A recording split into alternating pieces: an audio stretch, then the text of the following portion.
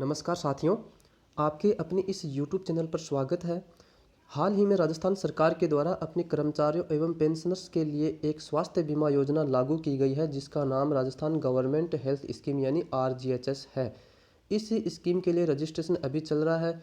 यदि आपने अभी तक रजिस्ट्रेशन नहीं किया है तो आप 31 मई 2021 से पहले RGHS पोर्टल पर अपना रजिस्ट्रेशन ज़रूर कर लें। राजस्थान सरकार के द्वारा अपने पेंशनर्स के लिए RGHS के बारे में अलग से कुछ नियम और प्रावधान बनाए गए हैं, जो राजस्थान के प्रत्येक पेंशनर को जानने चाहिए। आज के इस वीडियो में हम इन्हीं नियमों एवं जानकारियों के बारे में चर्चा करेंगे, तो इस वीडियो को अंत तक ध्यानपूर्वक जरूर देखें। तो शुरू करते हैं आज का यह वीडियो। राजस्थान राज्य पेंशनर्स चिकित्सा सुविधा योजना 2021। जो पेंशनर्स हैं राजस्थान सरकार के, उनके लिए RGHS के बारे में जो प्रावधान रखे गए हैं, उन प्रावधानों के बारे में जानकारी अपन इस वीडियो में लेंगे। तो पहला बिंदु शुरू करते हैं। नए नियम जारी। पेंशनर्स चिकित्सा सुविधा के नियम 2014 के स्थान पर दिनांक 15 अप्रैल 2021 को नए नियम जारी किए गए हैं। यानी कि 15 अप्रैल 2021 को जो नियम है वो नए जारी कर दिए गए हैं। तो जो पुराने नियम है पेंशनर चिकित्सा सुविधा के 2014 के, तो वो अभी निरस्त हो गए हैं। अब अगला बिंदु है पुराने नियमों की प्रभावशीलता की स्थिति। यानी कि पुराने नियम हैं वो कब प्रभावशाली रहेंगे, तो इसके बारे में देखते हैं। दिनांक 15 अप्रैल 2021 से पूर्व के दिनांक 2014 के नियम प्रभावी नहीं। यानी कि दिनांक 15 अप्रैल है 2021, वहाँ से जो नए नियम लागू कर दिए गए वो नियम लागू हो गए हैं और पुराने वाले नियम हैं वो प्रभावी नहीं होंगे। परंतु दिनांक 15 अप्रैल 2021 को पूर्व के लंबित प्रकरण एवं इस दिनांक से पूर्व प्रारंभ हुए इलाज के मामलों में निर्णय पुराने 2014 के नियमों के अनुसार ही होंगे। यानी कि 15 अप्रैल 2021 से पूर्व के जो लंबित प्रकरण हैं, और मतलब यानी कि 15 अप्रैल 2021 से पहले आपका इलाज चल रहा है, तो उसके तहत जो इलाज होगा वो 2014 के जो पुराने नियम हैं उसके अनुसार ही होगा। फिर अगला बिंदु है कार्ड जारी होने तक पुराने नियमों से इलाज। दिनांक 9 अप्रैल 2021 को जारी नई राजस्थान सरकार स्वास्थ्य योजना RGHS के अंतर्गत प्रत्येक पेंशनर को कार्ड जारी होगा। कार्ड जारी होने तक पुराने 2014 के नियमों के तहत इलाज की व्यवस्था रहेगी। यानी कि RGHS के जो नए कार्ड बनाए जाएंगे तब तक पुराने नियमों से ही इलाज होगा। कार्ड जारी होने के बाद, RGHS कार्ड जारी होने के बाद नए नियमों के तहत ही इलाज करवाया जा सकेगा। तो कार्ड जारी होने के बाद ही इस स्कीम के तहत इलाज करवाया जा सकेगा। फिर अगला बिंदु है मुफ्त इलाज हेतु अस्पताल। यानी कि कौन से अस्पताल में आप इलाज करवा सकते हैं। तो पेंशनर निम्न अस्पतालों में चिकित्सा परिचर्या एवं उपचार मुफ्त ले सकता है। राजस्थान के अंदर, राज्य के बाहर सरकारी अस्पतालों में, यानी कि राजस्थान के अंदर और बाहर जितने भी सरकारी अस्पताल हैं उनमें आप मुफ्त इलाज ले सकते हो। साथ में राज्य के अनुमोदित अस्पतालों में, जो राज्य के जो द्वारा अनुमोदित प्राइवेट हॉस्पिटल हैं उनके अंदर भी आप इलाज ले सकते हो मुफ्त में।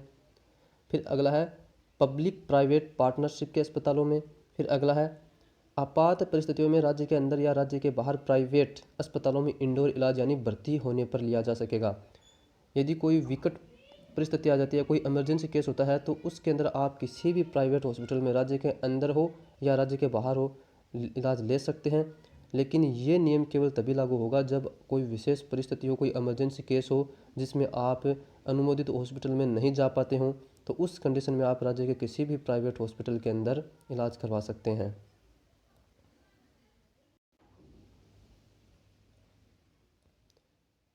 अगला बिंदु है मुफ्त दवाइयों एवं जांच की वार्षिक सीमा। यानी कि जो मुफ्त दवाइयाँ और जांच होंगी, फ्री जांचें, तो उसकी सीमा क्या रखी गई है। तो इसके अंतर्गत देखते हैं आउटडोर इलाज की स्थिति में मुफ्त दवाइयों की सीमा 20,000 रुपये वार्षिक होगी। आउटडोर इलाज मतलब यदि आप एडमिट नहीं होते हैं उस स्थिति में, तो उस स्थिति में मुफ्त दवाइयों की सीमा 20,000 रुपये वार्षिक होगी, यानी कि सालाना 20,000 रुपये। और जाँचों के लिए अलग से 5,000 रुपये रखे गए हैं। इसके लिए आपको सरकारी अस्पताल से NOC लेनी होगी। फिर अगला है इंडोर अस्पताल में भर्ती रोगी को बिना किसी सीमा के मुफ्त दवाएं उपलब्ध होंगी। जो राजस्थान सरकार के द्वारा अधिकृत जो हॉस्पिटल हैं, प्राइवेट हॉस्पिटल हो चाहे सरकारी हो, उसके अंदर यदि आप एडमिट होते हो तो आपको सारी दवाएं मुफ्त मिलेंगी, उसका कोई चार्ज नहीं लगेगा।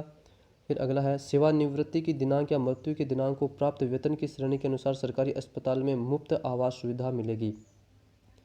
यानी कि जब आप रिटायरमेंट होते हो तो आपकी जो अंतिम सैलरी होगी उस सैलरी की श्रेणी के अनुसार ही आपको वार्ड मिलेगा, यानी कि रूम मिलेगा एडमिट होने पे।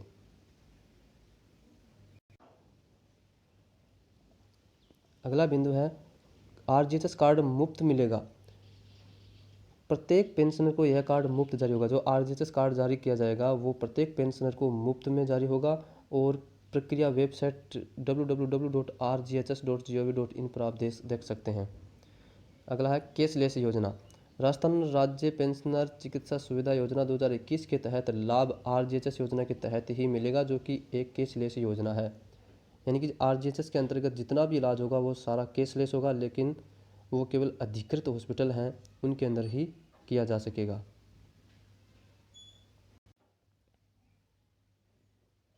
अगला बिंदु है पुनर्भरण देय नहीं।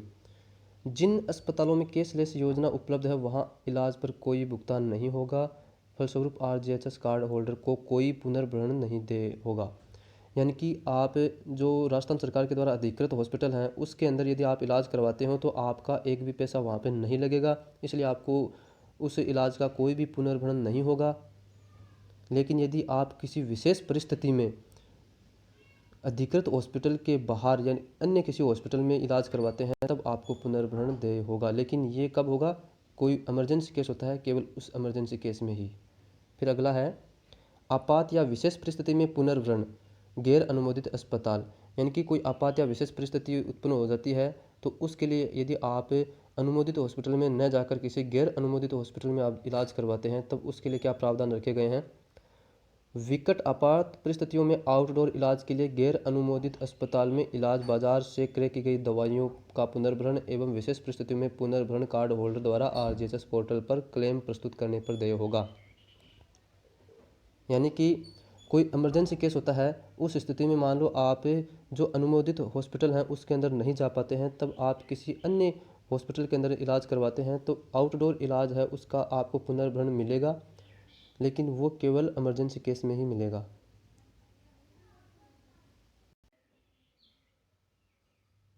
फिर अगला बिंदु है बीमा पॉलिसी में अंशदान। पेंशनर द्वारा चिकित्सा बीमा पॉलिसी में अंशदान करने एवं उक्त नवीन नियम 2021 के तहत पात्रता रखते हैं तो उसका क्लेम आरजीएचएस योजना में बताई गई प्रक्रिया के अनुसार निर्णीत किया जाएगा।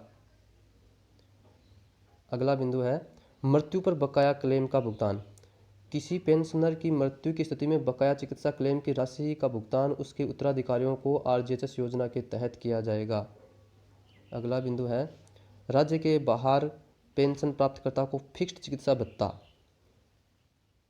इसमें क्या है? राज्य का पेंशन राज्य के बाहर पेंशन ले रहा है तो ऐसे पेंशनर या फैमिली पेंशनर को फॉर्म 2 में आरजीएचएस पोर्टल पर ऑनलाइन आवेदन करने पर 300 रुपये मासिक चिकित्सा भत्ते का ई पेमेंट यानी कि आपके बैंक खाते में सीधे ही भुगतान होगा, परंतु यह शर्त है कि वह आरजीएचएस योजना के में लाभ नहीं ले रहा हो।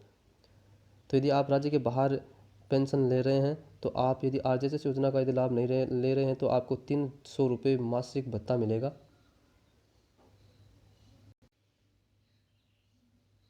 अब अगला है दवाइयाँ कहाँ से लेनी है। यानी कि आप इस स्कीम के अंतर्गत इलाज करवाते हैं तो आपको दवाइयाँ मुफ्त दवाइयाँ हैं वो कहाँ से मिलेंगी?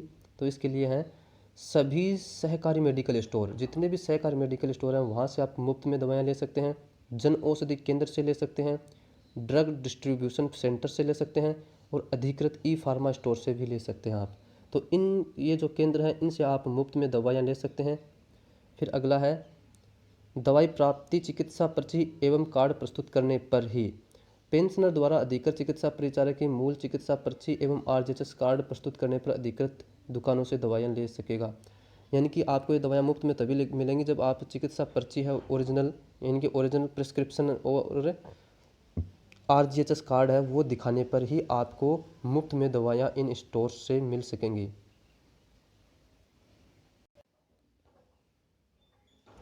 अगला है एनएसी। अधिकृत सहकारी मेडिकल स्टोर पर दवाइयाँ उपलब्ध नहीं होने पर कार्ड होल्डर को सहकारी स्टोर एनएसी जारी करेगा। यानी यदि मान लो कोई जैसे अधिकृत मेडिकल स्टोर है वहाँ पे यदि कोई दवा उपलब्ध नहीं है तो वो आपको उस दवा के लिए एक एनएसी जारी करेगा। तो उस एनएसी का आप क्या उपयोग कर सकते हैं? तो एनएसी के आधार पर दवाइयों का क्रय।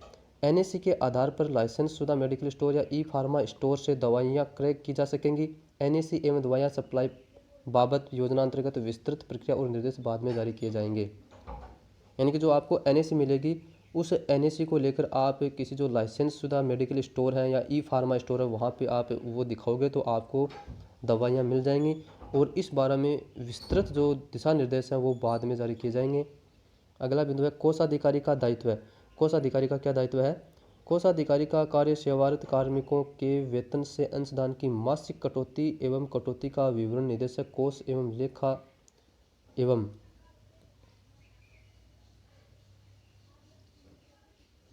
बीमा एवं प्रावधायी निधि विभाग को भेजना होगा। अब आरपीएमएफ फंड क्या है?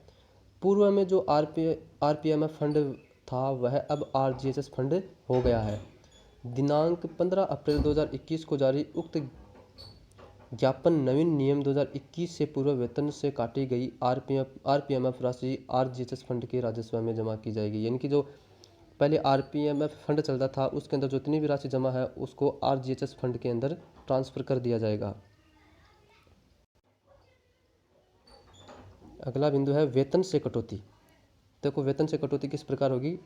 1 जनवरी 2004 से पूर्व नियुक्त कार्मिकों के वेतन से निर्धारित दर पर आरपीएमएफ फंड की कटौती कर इस फंड में जमा होगी और कटौती उनके वेतन से मासिक की जाएगी। अब आरजीएचएस से स्कीम है, इसके बारे में कुछ विशेष बातें दी गई हैं तो उसके बारे में जान लेते हैं। तो विशेष बातें क्या है? आरजीएचएस कार्ड जारी तभी होगा जब एसएसओ की साइट पे एसएसओ आईडी एवं पासवर्ड क्रिएट होने पर लॉगिन होगा। पेंशनर की एसएसओ आईडी कैसे बनेगी? निर्देश जारी होने बाकी हैं। यानी कि जो पेंशनर हैं उनको उनके एसएसओ जो साइट है एसएसओ आईडी और पासवर्ड है उनसे लॉगिन करना होगा एसएसओ साइट पे। और फिर आगे क्या है? 20,000 एवं 5,000 की आउटडोर इलाज से ज़्यादा राशि के आउटडोर इलाज या सीमा बढ़ाने पर अभी रिसर्च बाकी है। इंडोर इलाज, अस्पतालों की पर्ची, दवाइयों की दुकानों, ई फार्मा स्टोर, जांच, बीमा राशि, बीमा पॉलिसी, अंशदान, एनएसी एवं दवाई सप्लाई आदि के बाबत आरजीएचएस योजना अंतर्गत नियम गाइडलाइन अभी जारी होना बाकी हैं। जिसके जन आधार कार्ड नहीं बने हैं उन्हें जन आधार कार्ड बनवाना है। यदि आपके जन आधार कार्ड नहीं बना हुआ है तो जन आधार कार्ड बनवाना बहुत ही आवश्यक है, तभी इस योजना का लाभ मिलेगा। नियम आदि रजिस्ट्रेशन में देरी आदि को देखते हुए 30 अप्रैल 2021 तक रजिस्ट्रेशन होना मुश्किल है तथा दिनांक आगे बढ़ानी होगी। यानी कि अब इसकी जो रजिस्ट्रेशन की दिनांक थी वो बढ़ा दी गई है और वो 31 मई 2021 कर दी गई है। तो आप 31 मई 2021 तक आरजीएचएस पोर्टल पर अपना रजिस्ट्रेशन ज़रूर कर लें। इसके लिए आपको जो अपनी एसएसओ आईडी और पासवर्ड है उसके द्वारा एसएसओ के साइट पे लॉगिन करना होगा और उसके बाद ही आपको रजिस्ट्रेशन करना होगा। अब यदि आपको कोई हेल्प इन जानकारियों के अलावा और भी कोई जानकारी यदि आपको लेनी है तो आपके लिए जो हेल्पलाइन नंबर हैं वो दिए गए हैं। हेल्पलाइन नंबर है 0141221424 और एक अलग नंबर और है 22211425 और टोल फ्री नंबर भी दिए हुए हैं 18001806 और आप ईमेल भी कर सकते हैं। ईमेल है helpdesk.emitra@rajasthan.gov.in और एक अन्य नंबर भी हैं 014127402252।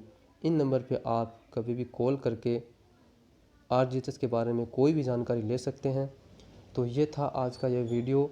जो राजस्थान सरकार के पेंशनर्स हैं उनके लिए जो नए नियम बनाए गए थे वो थे, तो उसके बारे में अपन ने जानकारियाँ ली।